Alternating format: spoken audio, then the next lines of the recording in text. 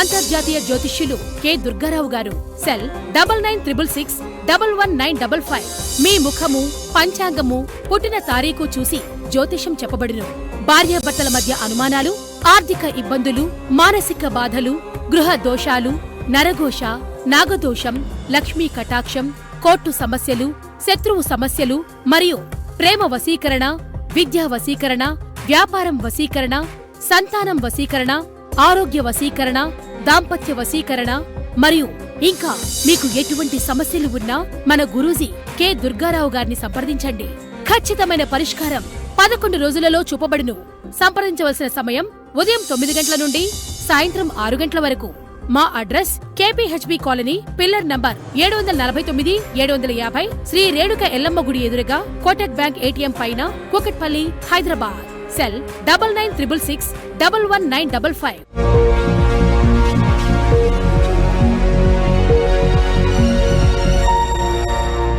నమస్తే, welcome to Sravya TV. ముందుగా headlines చూద్దాం.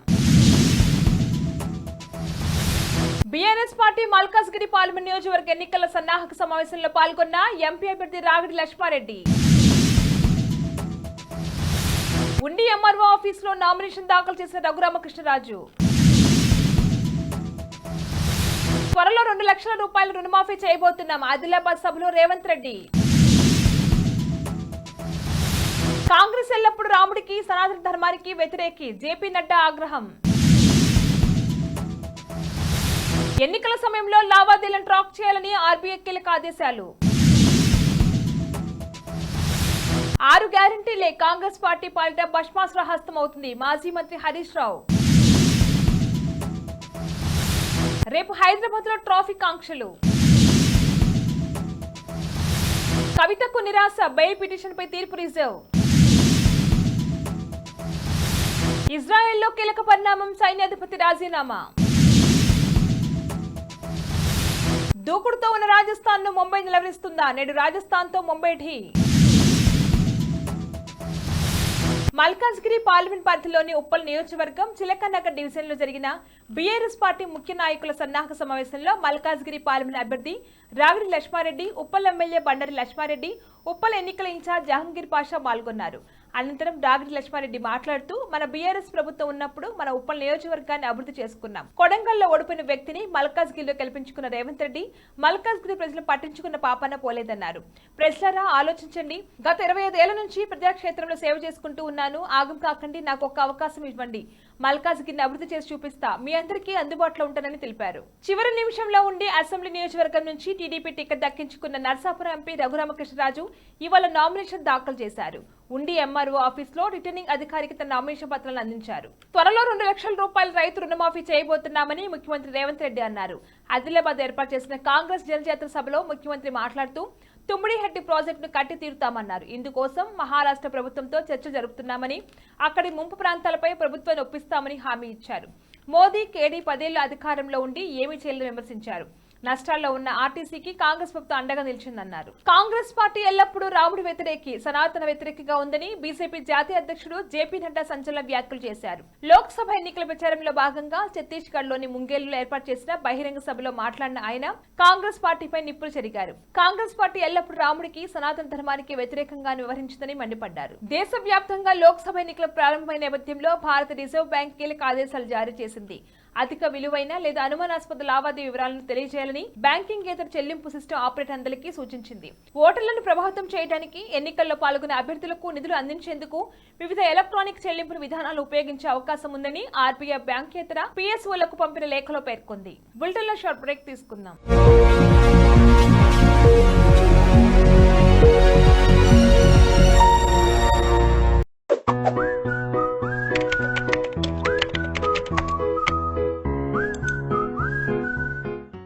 మోకాల నొప్పులతో ఇబ్బంది పడుతున్నారా?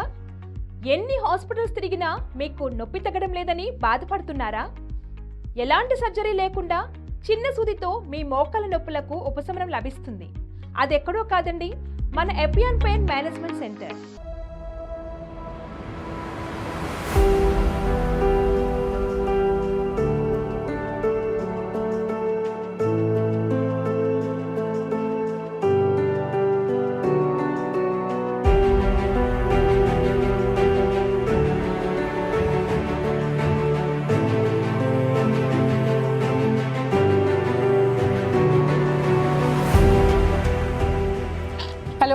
Dr. Meenal Chandra. I am the co-founder of Epion Pain Management Center.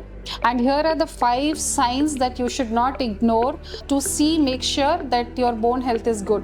So if you have any tightness of your back or any stiffness in the back, if you have a constant nagging pain in the back or in the joint, if you have calf pain and you feel that there are lots of cramp in the calf, if you have burning tingling sensation in the foot and you get fatigue easily, make sure that you go and check your bone health, because these are the signs of your bone getting damaged.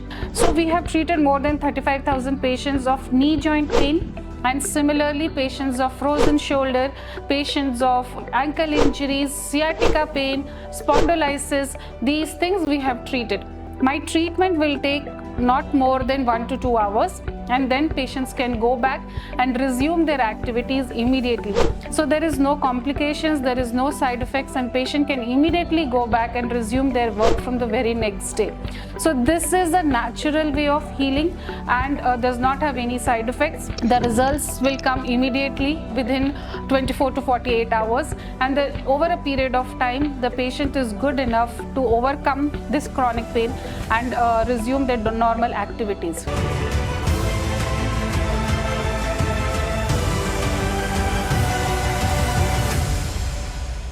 మా address pillar number 1630, Annapurna towers, road number 36, Jubilee hills, Hyderabad.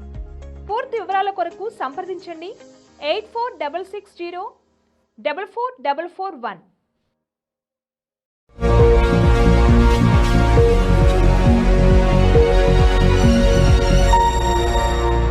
Back to news. 6 గ్యారంటీలే ఆ party పాలిట భస్మాసుర హస్తం అవుతుందని, కాంగ్రెస్ వచ్చి అబద్ధాలు చెప్పి అధికారంలోకి వచ్చిందని మాజీ మంత్రి హరీష్ రావు అన్నారు.